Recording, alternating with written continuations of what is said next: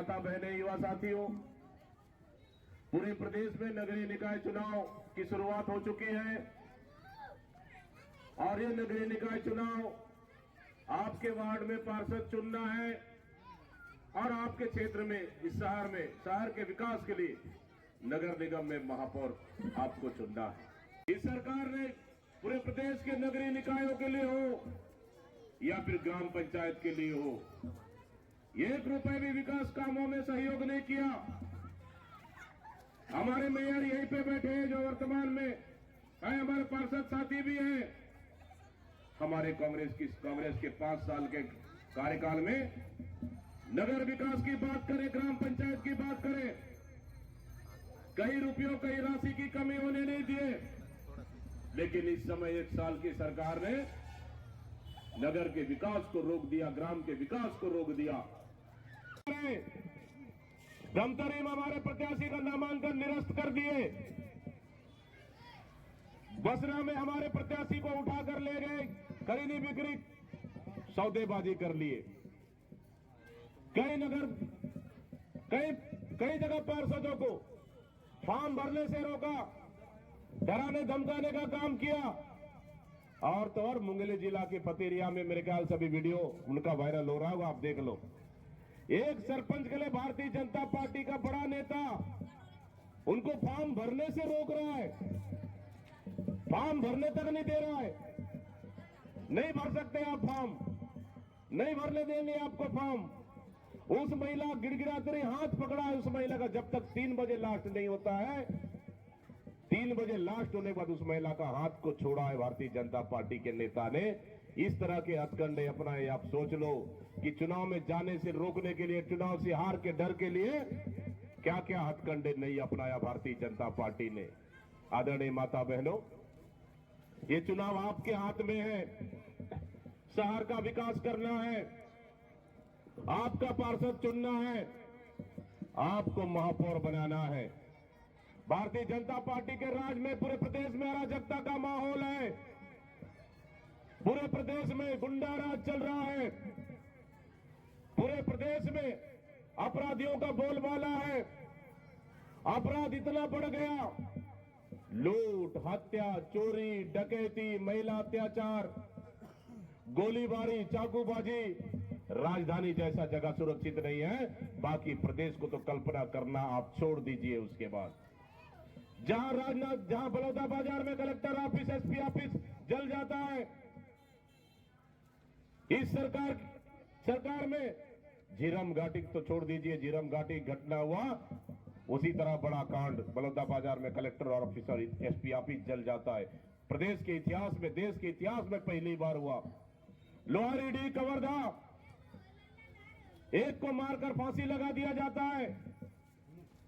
परिवार बोल रहा है कि फांसी नहीं बल्कि हत्या कर दी गई है। जैसी सरकार ने कहा फांसी है, सब गांव वाले मिलकर घर को जला देते हैं, एक आदमी जिंदा जला देते हैं वहां पे। उस केस में पूरे गांव वालों को उठाकर ले जाते हैं पुलिस थाना में एक प्रशांत साहू को मार मार कर हत्या कर दिया जाता है। 3 हत्या हुई 3 दिन में वहां पे। अधिकारी आपस में लड़ रहे, जनता अधिकारियों को मारने पे मजबूर। बेबस है सब इस सरकार में, मतलब सरकार नाम का चीज नहीं है। आदरणीय साथियों, माता बहनों, इस सरकार, इस प्रदेश में कौन चला रहा है सरकार? कहां से चल रही है सरकार? क्या दिल्ली से चल रही है, नागपुर से चल रही है, बिहार से चल रही है? एक मुख्यमंत्री है कि 4 मुख्यमंत्री इस प्रदेश में? जनता को पता नहीं मुख्यमंत्री कौन है। मुख्यमंत्री बड़ा गर्व हुआ प्रदेश के जनता को, आदिवासियों को, कि एक आदिवासी मुख्यमंत्री मिल रहा है। मुझे भी गर्व हुआ कि आदिवासी मुख्यमंत्री मिल रहा है। मीडिया के साथी ने कहा कि भारतीय जनता पार्टी आदिवासी मुख्यमंत्री बना रहा है, आपका क्या कहना है? मैंने कहा कि मैं भी आदिवासी हूं, अगर भारतीय जनता पार्टी आदिवासी मुख्यमंत्री बनाता है तो उसको स्वागत करता हूं। आदिवासी मुख्यमंत्री बना दिए। फिर मीडिया ने आके मुझसे पूछा, अब आदिवासी मुख्यमंत्री बना दिया, आपका क्या कहना है? मैं उसी दिन मुझे शंका जाहिर हुआ। उसी दिन मैंने कहा आदिवासी मुख्यमंत्री तो बना दिए, लेकिन देखना रिमोट कंट्रोल से चलेगा वो। उनके लिए सबसे बड़ी चुनौती है प्रदेश की जल जंगल जमीन को बचाना, यहां की खनिज संपदा को बचाना। और जैसे मुख्यमंत्री शपथ ले लिए, दूसरे दिन हसदेव की जंगल की कटाई शुरू हो जाती है। आदिवासियों की जमीन को उजाड़ा जाता है, जंगल को उजाड़ा जाता है, वहां पे खनिज संसाधन को बेचा जा रहा है, यहां के कोयला को बेचा जा रहा है, उद्योगपति को सौंपा जा रहा है। आदरणीय माता बहनों, ऐसा मुख्यमंत्री भी मुख्यमंत्री क्या है? प्रदेश नहीं संभल रहा है, जंगल राज चल रहा है, जंगल राज प्रदेश में। इसलिए मैं कहता हूं कि इस प्रदेश में अंधेर नगरी चौपट राजा की सरकार है, चौपट राजा की सरकार, अंधेर नगरी चौपट राजा की सरकार चल रही है। इसलिए आदरणीय माता बहने, बहुत बड़े बड़े वादा करके आए विधानसभा चुनाव में कि हमारी सरकार आएगी, हम किसानों को 3100 रुपए दे देंगे, हमारी सरकार आएगी, हम 1 लाख लोग को नौकरी देंगे, हर साल 20,000 लोग को नौकरी मिलना चाहिए, तब 1 लाख लोग को 5 साल में नौकरी मिलेगी। लेकिन आज कितना धान खरीदी हो रहा है? 2300 में धान खरीदी हो रहा है। 3100 कहां गया पता नहीं। आज 1 लाख को नौकरी का दावा करने वाले राजनांदगांव सबसे बड़ा उदाहरण है। पुलिस भर्ती होता है यहां, हैदराबाद से मशीन मंगाते हैं मापदंड वाला, अरे मशीन में भी गड़बड़ करके अपने लोग को लगाने के लिए बड़ा नियम कानून तोड़ देते हैं। और धन्यवाद देता हूं तमाम कांग्रेस के नेताओं ने इस गड़बड़ी को उजागर करने का काम किया।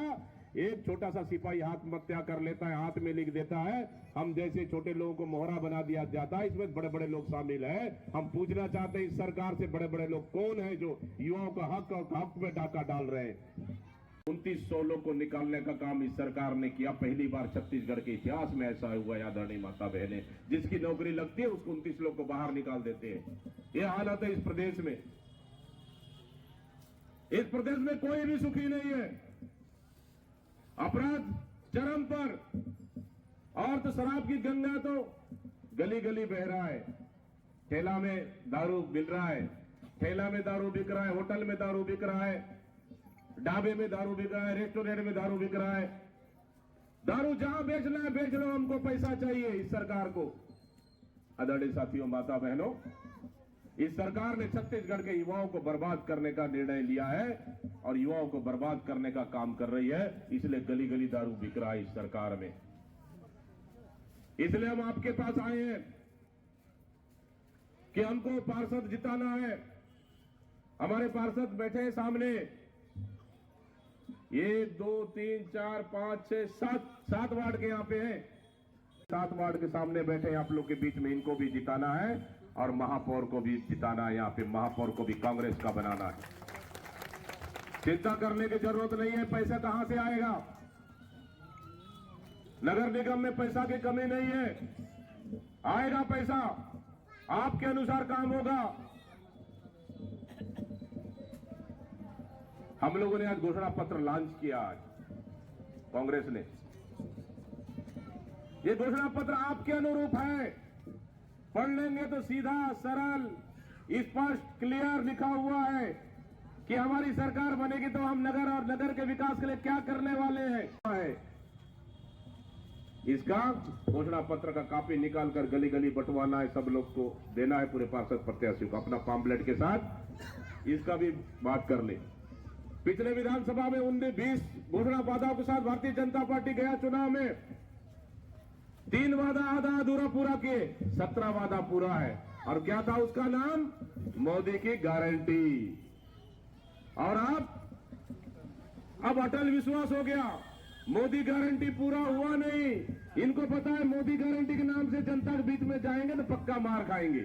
इसलिए उन्होंने बड़ा चालाकी के साथ मोदी गारंटी की जगह अटल विश्वास कर दिया। बेचारा अटल को जिंदा रहते तक नाम तो लिए नहीं। आज भी अटल जी इस दुनिया में नहीं तो उनका नाम ले रहे हैं, अटल विश्वास पत्र। मतलब मोदी जी को ठगने का काम किया। अब अटल जी के नाम को भी अब ठगने का काम कर रहे हैं भारतीय जनता पार्टी के लोग। पहले आप पूछे कि आपने पहले मोदी गारंटी क्या हुआ, फिर अटल विश्वास पत्र पे जाएंगे। पहले का वादा पूरा नहीं हुआ और जनता को ठगने के लिए फिर नया वादा लेके आ रही भारतीय जनता पार्टी। इसलिए हमको इससे सचेत रहना है, सजग रहना है और भारतीय जनता पार्टी के साजिश पे नहीं आना है और नगर के विकास के लिए, नगर के कल्याण के लिए, ताकि एक नल खराब हो जाए, सही समय में पानी आए, नल खराब हो जाए, नाली का सफाई हो, बिजली का काम हो, आपका पार्षद करेगा आपके बीच में 24 घंटे रहकर। और छत्तीसगढ़ को भारतीय जनता पार्टी से बचाना है, हमको छत्तीसगढ़ को इस सरकार से बचाना है, विष्णु के कुशासन से बचाना है और कांग्रेस की सरकार नगर सरकार बनाना है। हर जगह जाएंगे नगरों में कि प्रधानमंत्री आवास 18.5 लाख हम देंगे प्रदेश में। आज मेयर बैठे हैं, यहाँ पे बहुत सारे पार्षद हैं। नगरीय निकाय क्षेत्रों में एक भी प्रधानमंत्री आवास नहीं बन पाया है, अभी तक का एक भी प्रधानमंत्री आवास नहीं बन पाया है। मैं मानता हूं निवास प्रमाण पत्र लग सकता है, इसलिए क्योंकि नगरीय क्षेत्र में रहते हो नहीं रहते हो इसको प्रमाण करना है, लेकिन कौन सा जाति का के चक्कर काटते रहे और आम लोग प्रताड़ित होते रहे।